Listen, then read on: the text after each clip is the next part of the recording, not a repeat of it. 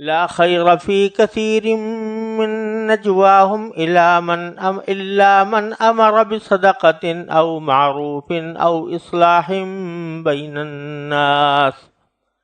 ومن يفعل ذلك ابتغاء مرضات الله فسوف نؤتيه أجرا عظيما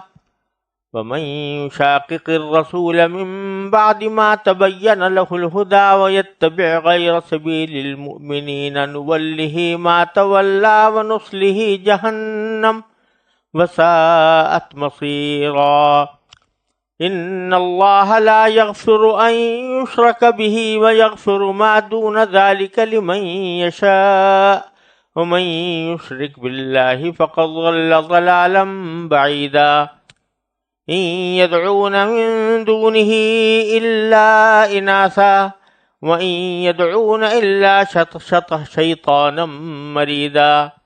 لعنه الله وقال لأتخذن من عبادك نصيبا مفروضا ولأضلنهم ولأمنينهم ولآمرنهم فليبتكن آذان الأنعام وَلَآمُرَنَّهُمْ فَلَيُغَيِّرُنَّ خَلْقَ اللَّهِ وَمَنْ يَتَّخِذِ الشَّيْطَانَ وَلِيًّا مِّن دُونِ اللَّهِ فَقَدْ خَسِرَ خُسْرَانًا مُّبِينًا يَعِدُهُمْ وَيُمَنِّيهِمْ وَمَا يَعِدُهُمُ الشَّيْطَانُ إِلَّا غُرُورًا أُولَٰئِكَ مَأْوَاهُمْ جَهَنَّمُ وَلَا يَجِدُونَ عَنْهَا مَحِيصًا والذين آمنوا وعملوا الصالحات سندخلهم جنات تجري من تحتها الأنهار خالدين فيها أبدا وعد الله حقا ومن أصدق من الله قيلا۔ ان آیات کریمہ کا ترجمہ یہ ہے کہ لوگوں کی بہت سی خفیہ سرگوشیوں میں کوئی خیر نہیں ہوتی الا یہ کہ کوئی شخص صدقے کا یا کسی نیکی کا یا لوگوں کے درمیان اصلاح کا حکم دے، اور جو شخص اللہ کی خوشنودی حاصل کرنے کے لیے ایسا کرے گا ہم اس کو زبردست ثواب عطا کریں گے، اور جو شخص اپنے سامنے ہدایت واضح ہونے کے بعد بھی رسول کی مخالفت کرے اور مومنوں کے راستے سے سوا کسی اور راستے کی پیروی کرے اس کو ہم اسی راہ کے حوالے کر دیں گے جو اس نے خود اپنائی ہے، اور اسے دوزخ میں جھونکیں گے اور وہ بہت برا ٹھکانہ ہے۔ بے شک اللہ اس بات کو نہیں بخشتا کہ اس کے ساتھ کسی کو شریک ٹھہرایا جائے،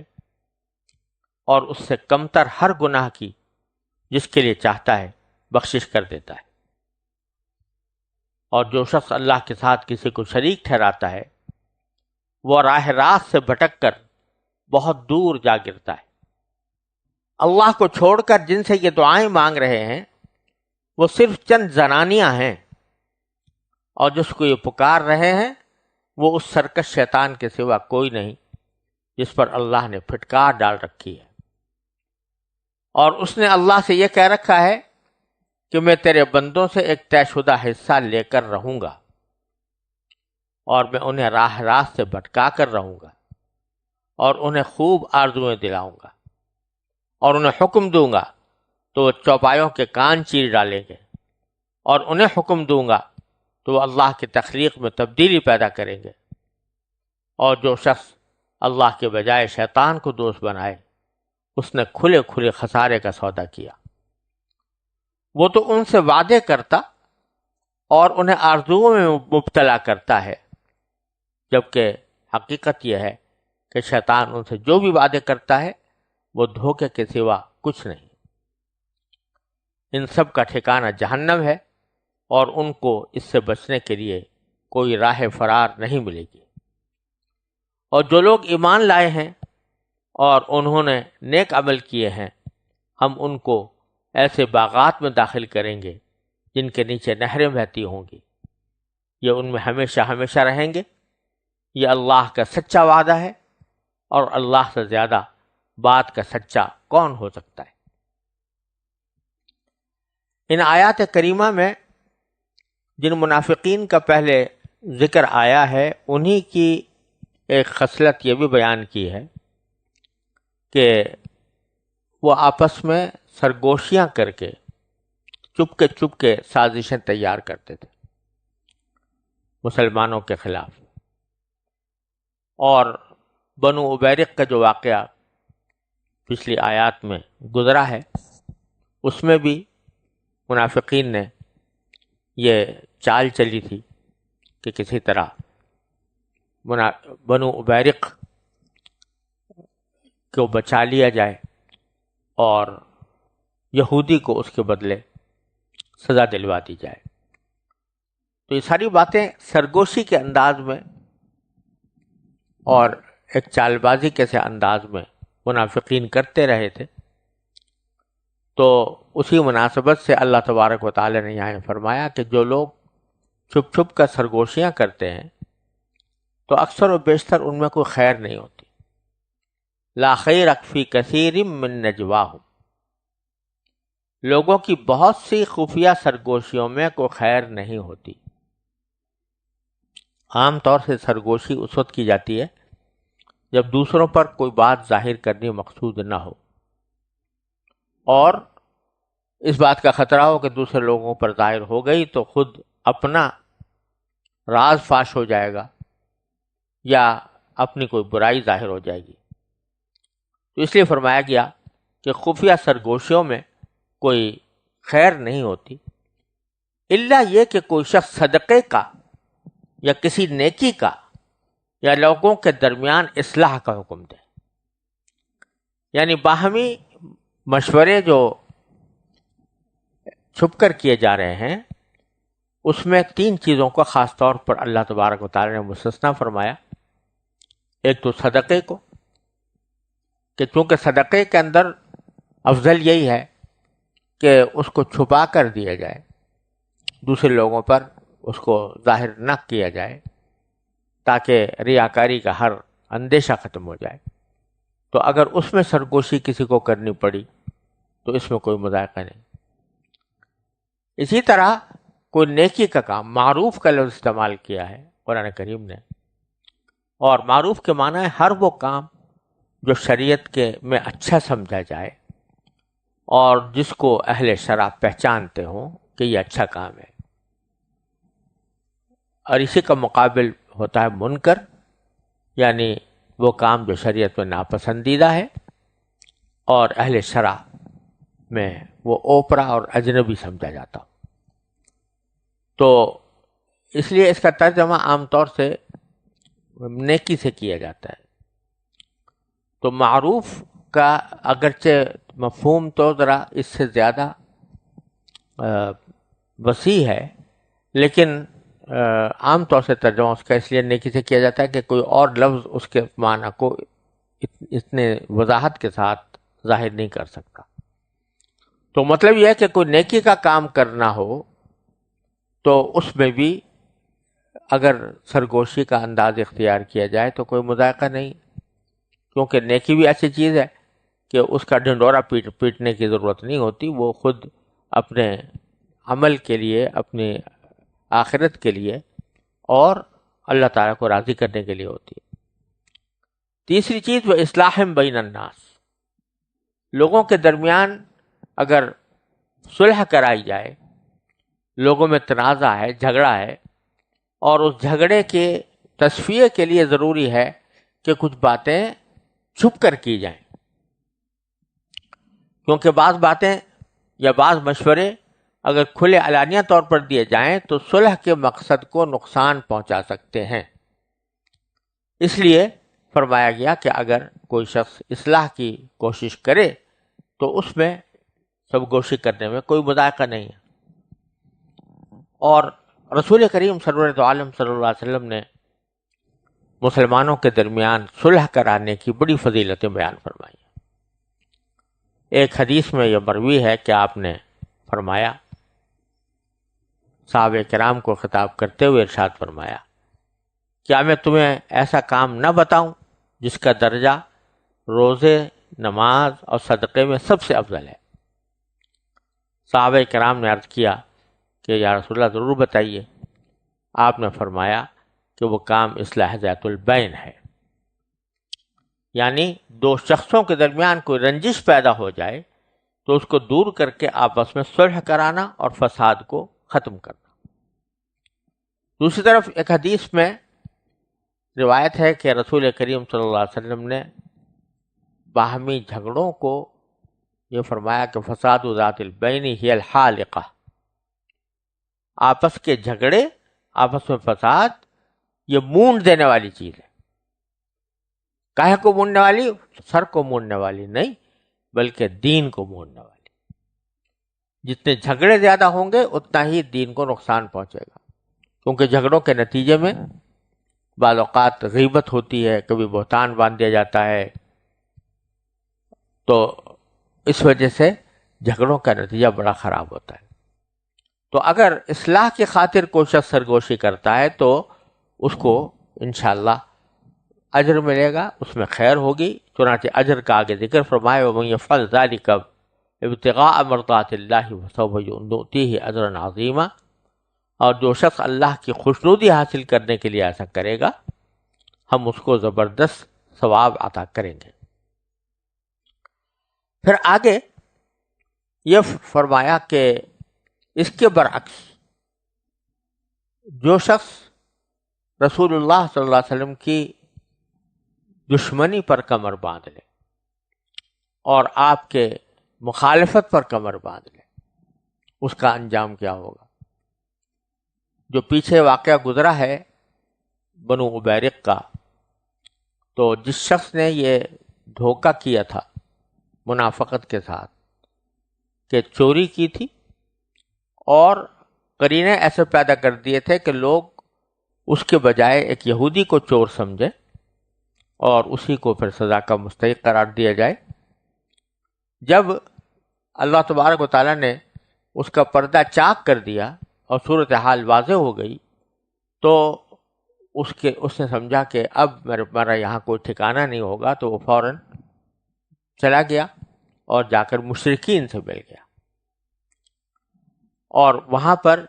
مشرکین سے مل کر وہیں پر رہنے لگا، اور بہت بری حالت میں اس کا انتقال ہوا، جس کے بارے میں متعدد روایتیں آئی ہیں۔ اللہ تعالیٰ ہر مسلمان کو اس سے حفاظت فرمائے۔ تو یہ آیت جو آگے آ رہی ہے، اس آیت کے بارے میں مفسرین نے یہ فرمایا ہے کہ اس میں براہ راست تو اشارہ اس کی طرف ہے جس نے رسول کریم صلی اللہ علیہ وسلم سے عداوت مول لے کر جا کر کفار کے ساتھ مل گیا اور مسلمانوں کے راستے سے الگ راستہ اختیار کر لیا، تو اصل اشارہ اس کی طرف ہے۔ لیکن جیسا کہ پہلے بھی میں عرض کر چکا ہوں کہ آیت خواہ کسی خاص واقعے میں نازل ہو، لیکن عام طور پر اللہ تبارک و تعالیٰ کا دستور یہ ہے کہ وہ اس خاص واقعے کی حد تک بات کو محدود نہیں فرماتے، بلکہ ایسے عام الفاظ استعمال فرماتے ہیں جو رہتی دنیا تک لوگوں کے لیے کارآمد ہوں۔ لہذا اس خاص واقعے کی طرف اشارہ تو ہو جاتا ہے، لیکن اس حکم کو جو بیان کیا جا رہا ہے اس واقعے کے ساتھ مخصوص تاکہ نہ سمجھا جائے بلکہ ایک عام حکم سمجھا جائے، اس لیے ایک عمومی شکل اختیار کی جاتی ہے۔ چنانچہ فرمائے وَمَن يُشَاقِقِ الرَّسُولَ، اور جو شخص رسول کی مخالفت کرے، مِن بَعْدِ مَا تَبَيَّنَ لَهُ الْهُدَى، بعد اس کے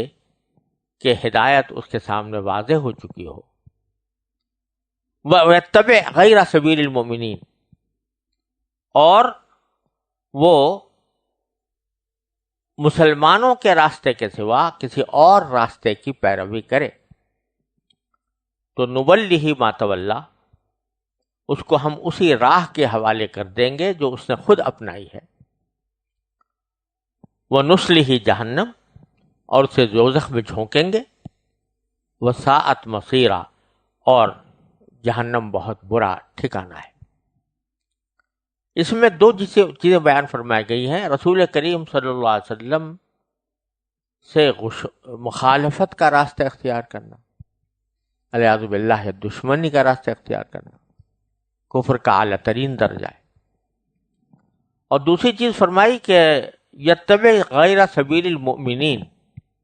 مسلمانوں کے راستے کے سوا کوئی دوسرا راستہ اختیار کرے تو اس کو بھی یہ فرمایا گیا کہ پھر وہ جو راستہ اختیار کرے گا ہم اسی پر اس کو چلا دیں گے، اور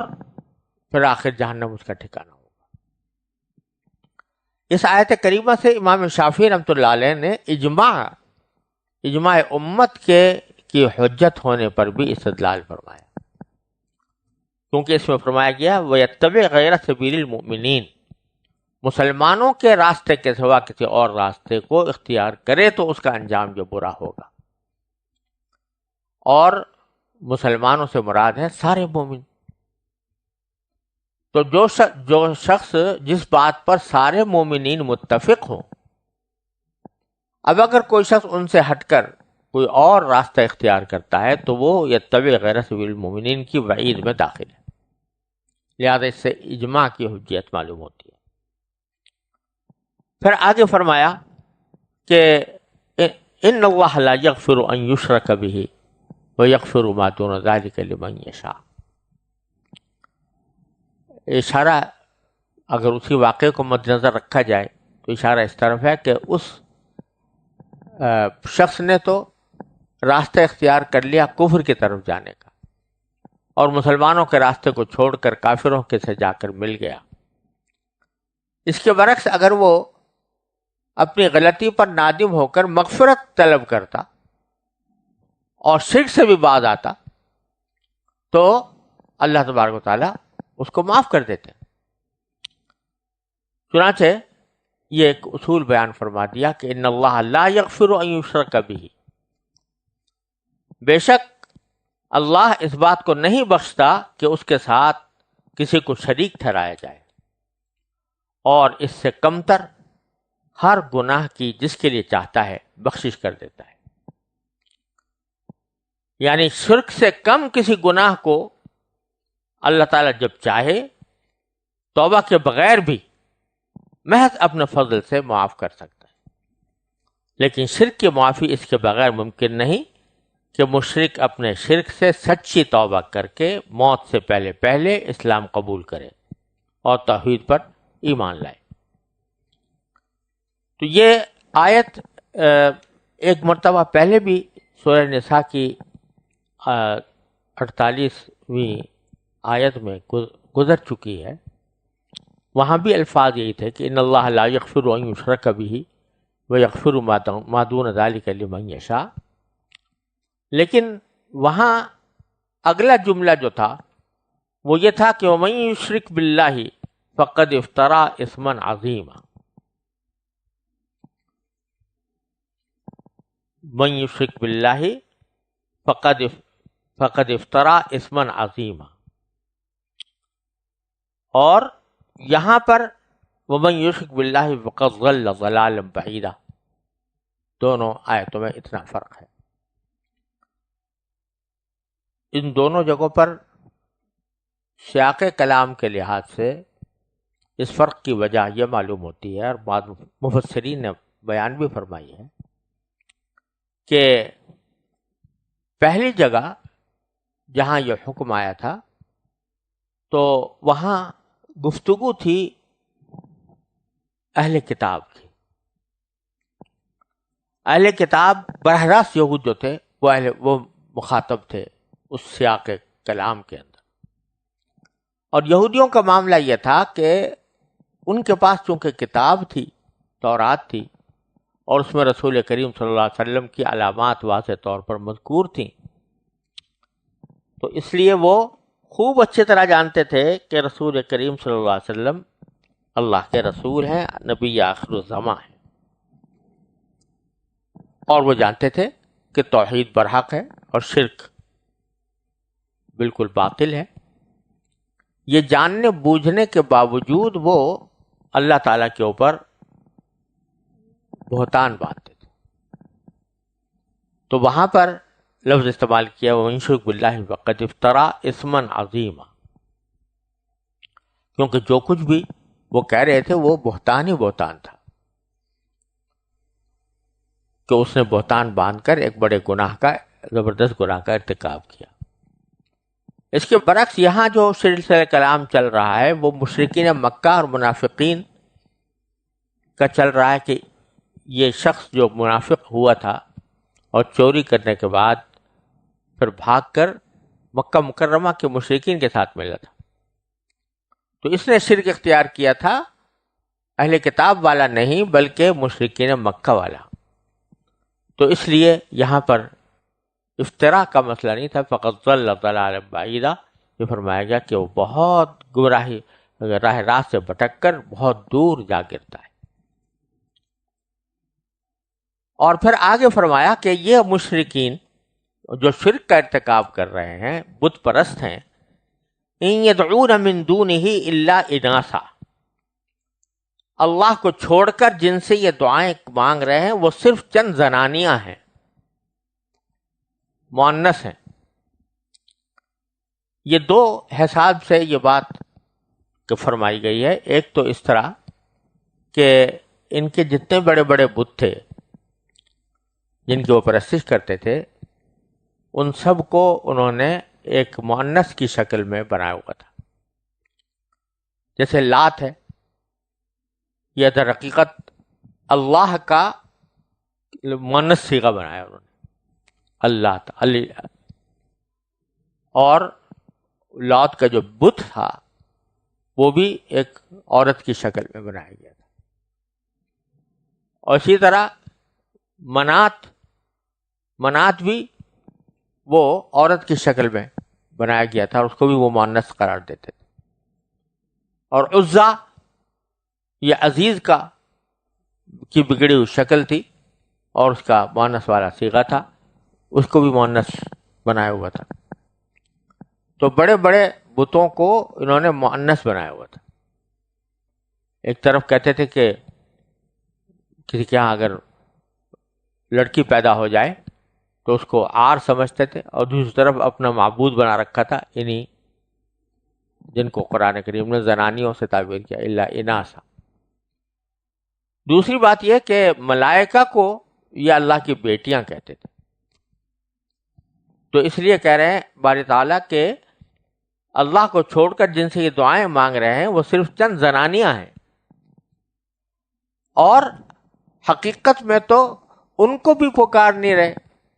یعنی جن کی عبادت کر رہے ہیں وہ کوئی حقیقت تو رکھتے نہیں، ان کے پیچھے کوئی حقیقت نہیں، وہ ہاتھ کے بنائے ہوئے پتھر ہیں، پتھر سے بنائے ہوئے بت ہیں، اور ان کے پیچھے کوئی حقیقت نہیں. لہذا ان کو پکارنے اور ان کی عبادت کرنے کا مطلب یہ ہے کہ یہ شیطان کی عبادت کرنا ہے، کیونکہ شیطان نے اس کو اس کام پر لگایا. تو ان یدعون الا شیطانا مریدا، اور جس کو یہ پکار رہے ہیں وہ اس سرکش شیطان کے سوا کچھ نہیں. کون سا شیطان؟ لعنہ اللہ، جس پر اللہ نے پھٹکار ڈال رکھی ہے. اور اس نے یہ کہہ رکھا ہے شیطان نے پہلے ہی دن سے، وقال لأتخذن من عبادک نصیبا مفروضا. اللہ تبارک و تعالیٰ سے خطاب کر کے شیطان یہ کہہ چکا ہے کہ اللہ، میں تیرے بندوں سے ایک طے شدہ حصہ لے کر رہوں گا. طے شدہ حصہ لے کر رہنے کے معنی یہ کہ بہت سے بندوں کو گمراہ کر کے انہیں اپنا بنا لوں گا، اور بہت سوں سے اپنی مرضی کے کام کراؤں گا، تو اپنا حصہ میں ان سے نکال لوں گا. وَلَأُضِلَّنَّهُمْ، اور میں ان کو راہ راست سے بھٹکا کر رہوں گا. وَلَأُمَنِّيَنَّهُمْ،